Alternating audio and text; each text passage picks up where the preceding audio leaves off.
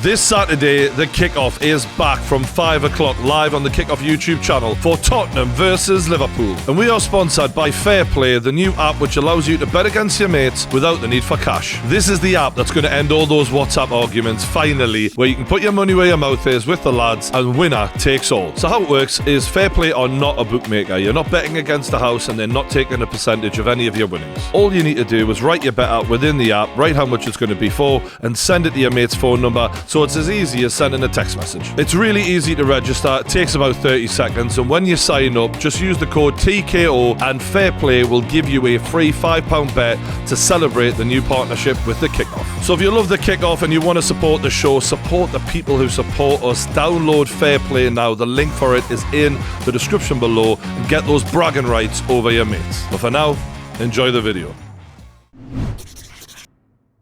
What do we think of Man United in the last week? They went to Bayern Munich, they lost, but they scored a few goals away, and some decent goals. Arguably, other than an Onana absolute howler, they would have got an away draw at the Allianz. Our main question for the chat is Onana. He gifted them a goal, and in this season, you're thinking, for all of the areas of weakness Man United have, do you really need to spend £60 million on a goalkeeper right now? Okay, you say you do. He must be an improvement. He must be a massive improvement, in fact. And right now, does he look that much better than David De Gea, if at all?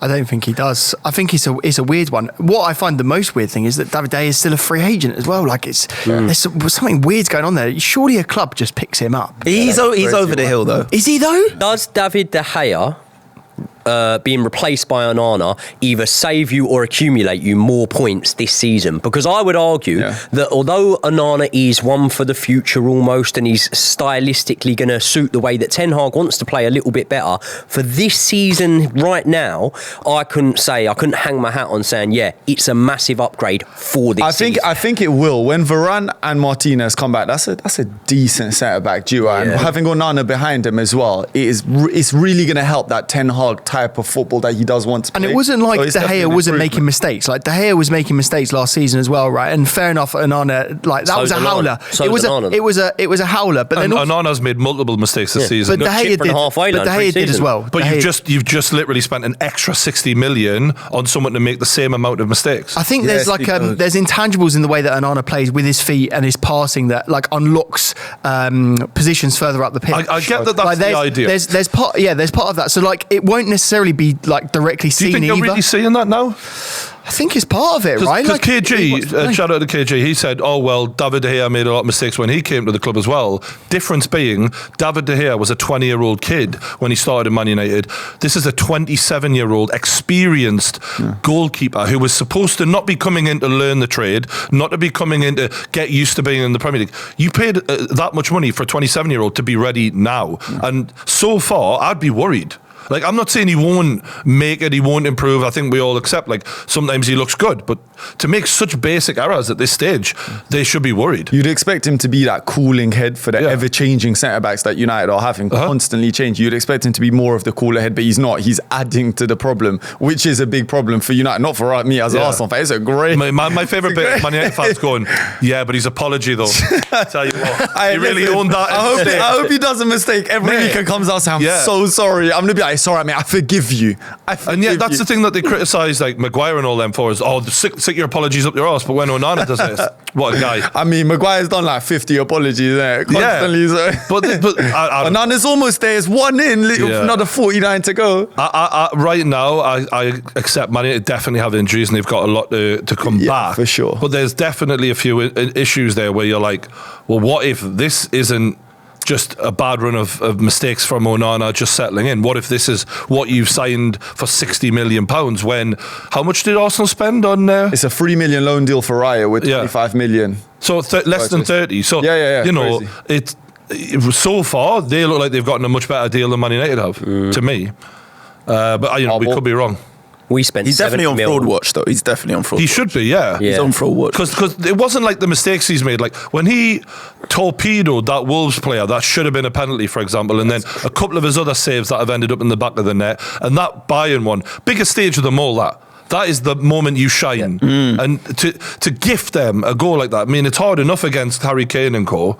That was mental. Most of the shots he's faced on target as well have ended up in the back of the net. Have you seen that stat? His stats are horrendous. But this is Man United right now, and I get Man United fans, they're in a situation where they go, whenever you criticise the situation there, they go, well, what do you want us to do? Sack him? What do you... No, it's just to acknowledge it. I got some stats yesterday from the Burnley game. So, I mean, expected goals, whether you rate XG or not, Burnley outgunned them in that. Expected assists was even. Ball possession, Burnley had 62%. Total shots, 12. Shots on target, Burnley edged them in that.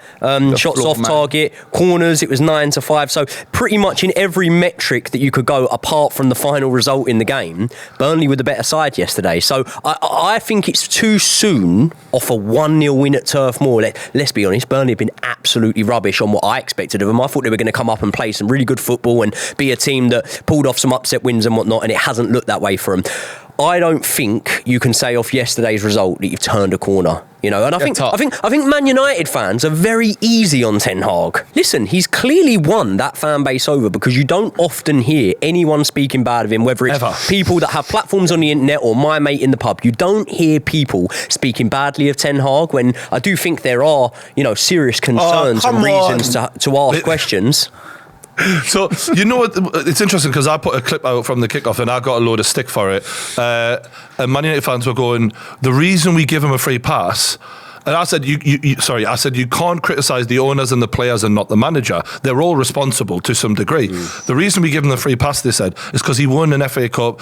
He got us into the Champions League first season. That's why we give him a free pass. And I'm like, the players also did all that. Yeah. You're not giving them a free pass. The purple patch that Marcus Rashford have, I refuse to believe that any team in the Premier League could have a player in that sort of form and it not propel them further than, let's say, what the manager is doing. Now, you can flip it. That was also from Ten Hag, by the way. You're completely wrong. It was Ten Hag who improved him to do that, let alone the fact that 6 games this season, 1 goal, 1 car accident. So that's Marcus Rashford's number this season. He doesn't look like the same player as last season. And what I said on the show last week is, if you stop Rashford and Bruno, you stop them from winning, because Ten Hag does not have a plan B. And in that game against Burnley, what did it come down to? A world-class wonder strike from Bruno. Without that, it's... I haven't seen it like this before. Without Bruno or Rashford, it doesn't just hurt them. It takes away everything they've got. Yeah. They're nothing but them. Can I also just mention that if I was a Man United fan, I'm far from one, but the first thing that would come to my mind that none of us have mentioned is the injuries, and injuries do play a significance. Yeah. For yesterday's match, Maguire, Mount, this is either injured or unavailable for selection. Maguire's a blessing. Maguire's a blessing. Maguire, Mount, Sancho, Martinez, Wan-Bissaka, Malacia, Shaw and Anthony. So it's not also like they've got a full strength for 11 every week and they're just not ticking. But when you look at the teams that they've beaten, Wolves, Burnley, like when was it Forest? Sorry, Forest, yeah. And they've struggled against all 3 of those. So 3 of the worst teams in the league, with all due respect. And they've struggled even they've not played well in any of those games. Wolves and Burnley completely outplayed them. Yeah. Forest one I thought was impressive. They went 2 goals down, they came back, they showed good character. And I think even then to go 2 goals down, you're fucking having a mountain to climb. And this is the other thing. This is why I always say that context is everything, right? Because if you think about the context of this, people straight away would hear me talking what they would perceive in a negative way about Man United, and they'd think, well, hold on, who are you to say this? But context is everything. You read out the table since the start of the year. So yeah, for Chelsea, an away win at Burnley, even if it was 1-0 and we did get outplayed on the statistics and everything, I would take that and be very happy with it. The context behind their form at the minute is a little bit more concerned. They're dropping off in terms of the turn of the year. So obviously last season they finished 3rd, but from the turn of the year I think they're 6th or 7th now. So they are dropping away, and the worry for them is if Rashford does continue to be out of form, well then Højlund better start, quick. And he looks good, but he's a young kid. That's a massive amount of pressure, even for the money they've spent, to put onto him.